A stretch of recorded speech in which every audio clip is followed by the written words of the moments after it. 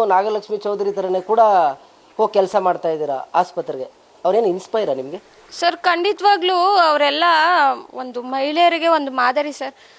ಅಂಥ ವ್ಯಕ್ತಿಗಳೇ ಮಹಿಳೆಯಾಗಿ ಅಷ್ಟೆಲ್ಲ ಧೈರ್ಯದಿಂದ ಒಂದು ಸರ್ಕಾರ ಕೊಟ್ಟಂಥ ಜವಾಬ್ದಾರಿಯನ್ನು ನಿಜವಾಗ್ಲೂ ಮಹಿಳಾ ಆಯೋಗದ ಅಧ್ಯಕ್ಷರಿಗೆ ಇಷ್ಟೆಲ್ಲ ಪವರ್ ಇದೆ ಅಂತ ನಮಗೆ ಗೊತ್ತಾಗಿದೆ ಮೇಡಮಿಂದ, ನಾಗಲಕ್ಷ್ಮಿ ಮೇಡಮಿಂದ. ಏನಕ್ಕೆ ಅಂದರೆ ಬಸ್ ಸ್ಟ್ಯಾಂಡಲ್ಲಿ ಇರ್ಬೋದು, ಪ್ರತಿ ಒಂದು ಸರ್ಕಾರಿ ನೌಕರ ಮಹಿಳೆಯರು ಯಾರಿರ್ತಾರೆ ಅವರಿಗೆಲ್ಲ ಒಂದು ರಕ್ಷಣೆ ಇರಲೇಬೇಕು ಅನ್ನೋ ನಿಟ್ಟಲ್ಲಿ ಮೇಡಮ್ ಕೆಲಸ ಮಾಡ್ತಿದ್ದಾರೆ.